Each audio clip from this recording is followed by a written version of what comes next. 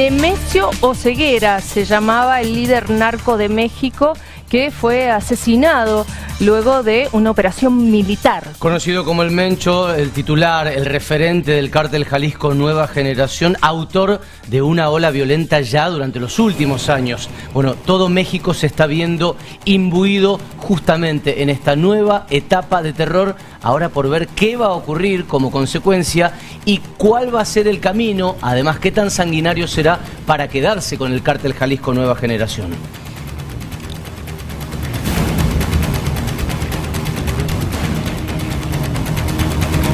Vamos a saludar a nuestro colega Darío Dávila de México, que ya está del otro lado para charlar con nosotros. Darío, ¿cómo va? Buenas noches.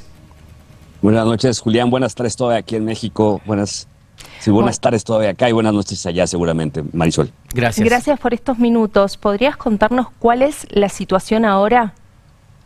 Sí, bueno, hace un par de minutos se acaba de confirmar, la Fiscalía General de la República de México ha confirmado ya puntualmente la identidad de este personaje, del Mencho. Es decir, todas estas pruebas genéticas que se le realizaron al cadáver confirman que efectivamente se trata pues del personaje que había sido buscado durante más de 15 años. Hoy, por lo menos aquí en Ciudad de México, hay una tensa calma, y esto porque aquí está resguardado el cuerpo de Nemesio Oseguera. Él está, hay que decirlo, en un cuadrante en el que está resguardado, protegido por elementos de la Marina. Sin embargo, eso no significa que la ciudad esté dormida o esté en calma. Por el contrario, hoy les puedo compartir a ti y a la audiencia que aquí en Ciudad de México muchas de las vías principales de circulación tuvieron una reducción importante del tráfico, de la densidad vehicular. Esto debido a que incluso hubo comunicados en escuelas e instituciones para que valoraran acudir a estos centros educativos, y efectivamente hubo muchas personas, Julián, Marisol, que no acudieron. Darío, contanos por favor cómo dan con él, porque hay varias versiones circulando, una que involucra fuertemente a los Estados Unidos y a su aparato de inteligencia, pero en la historia particular, en la historia finísima, se habla de que habrían seguido a una de las parejas del Mencho, que a partir de ahí ya tenía identificado dónde estaba, y de que se habría defendido en una zona boscosa en la que participó un helicóptero como parte de los equipos que iban a capturarlo. ¿Podés contarnos toda esa historia, por favor?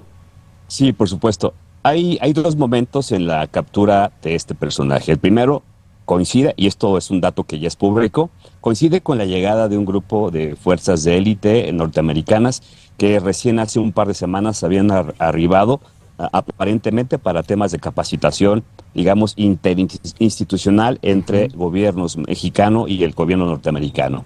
Durante mucho tiempo, y esto hay que decirlo, había una resistencia por parte del gobierno a que hubiera no precisamente esta colaboración, sino esta intervención para la presidenta mexicana Claudia Sheinbaum. Esto significaba una suerte de una absurda defensa de la soberanía mexicana.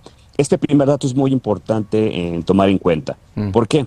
Porque hoy, coincidentemente, o ayer en este operativo en Tapalpa, para quienes tengan un poco de referencia, Tapalpa está en el estado de Jalisco, es una región centro-occidente del país, ¿no? Detectan a esta presunta pareja sentimental que ya estaban monitoreando. Y aquí viene el segundo dato que permitió en teoría la captura y la posterior muerte de este personaje. El primero es que, cuando uno rastrea estos vuelos de espionaje norteamericano que hubo bajo presión de Donald Trump sobre México y cruza estas variables, te das cuenta que no es casualidad que la información que hoy permite la captura de Rubén Oseguera es coincidencia con estas informaciones de inteligencia militar. No quiero con esto decir que la inteligencia militar mexicana no supiera dónde estaba el Mencho. Tan es así que lo sabían desde hace 10 o 15 años. Entonces, este personaje es fundamental para entender por qué la captura. Y el tercer dato significativo.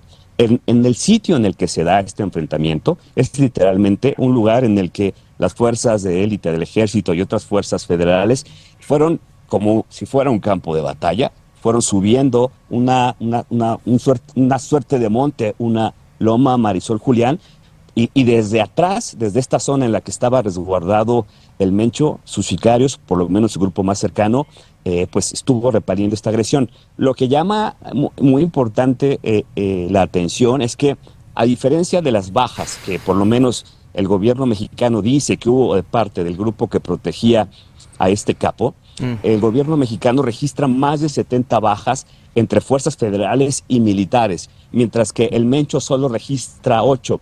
¿Podría esto deberse a una disparidad en la fuerza letal, es decir, en la capacidad de fuego que el Mencho tenía? Bien, de mi parte preguntarte, las imágenes que llegan son de colectivos incendiados, de un camión en el medio de una ruta. ¿Cómo es eso? ¿Se trata de transporte público que es asaltado por gente que lo prende fuego? Contanos cómo son estos hechos de violencia. Sí, ahí hay un dato muy importante, y es que se habla de más de 250 puntos que a partir de que se conoció su captura y después su muerte, fueron activados. Es decir, el cártel tiene la posibilidad, el cártel Jalisco Nueva Generación, una posibilidad logística operativa para poder provocar caos entre 4 y 5 estados a nivel nacional en el país. ¿Qué significa esto para que quienes nos están escuchando en Argentina? Que uno puede ir en un camión de transporte público cruzando de una ciudad a otra, van a llegar los sicarios, interceptan estos vehículos, bajan a las personas, en el mejor de los casos, y le prenden fuego a estas unidades. Esto es fundamental porque eso impide, entre otras cosas, que lleguen las fuerzas federales, pero también está demostrando o revelando una ausencia de coordinación entre estas policías. Muchas de estas familias que quedaron atrapadas entre estos bloqueos eran personas que estaban transitando en un día domingo normal, un domingo familiar. Otras más quedaron atrapadas en aeropuertos. Hoy aquí en Ciudad de México hay corridas, salidas de autobuses que no han decidido activar nuevamente sus rutas hacia Guadalajara, Darío, hacia Jalisco. Sí, los escucho. Te interrumpo un segundo. Una de las preguntas que se está haciendo buena parte del mundo es qué va a ocurrir con la Copa Mundial de la FIFA, que tiene como una de las subsedes a México, pero concretamente a Guadalajara también. ¿Qué se habla a esta hora? ¿Se espera que la FIFA se expida con algún tipo de comunicado?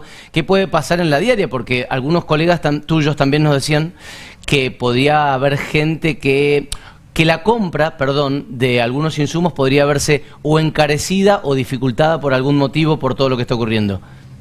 Bueno, ahí hay un dato muy significativo, y es que al menos hace un trimestre, en las cercanías de uno de los estadios principales donde se desarrollaron estos partidos mundialistas, encontraron varias fosas clandestinas. Si eso, Julián, Marisol, no detuvo a la FIFA, ¿no?, mucho menos los va a detener ahora esta captura del Mencho. ¿Qué quiere decir de cadáveres. Esto? Fosas de cadáveres, es correcto.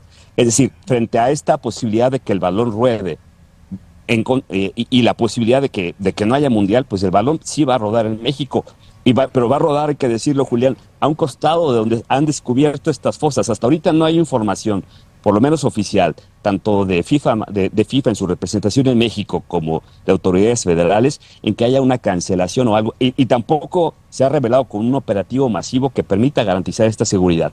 El Mundial va porque va, y aunque haya fosas a un lado, Julián, Marisol. Bueno, ha pasado en la historia, en Chile y en Argentina.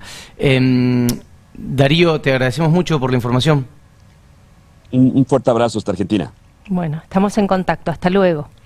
Hasta luego.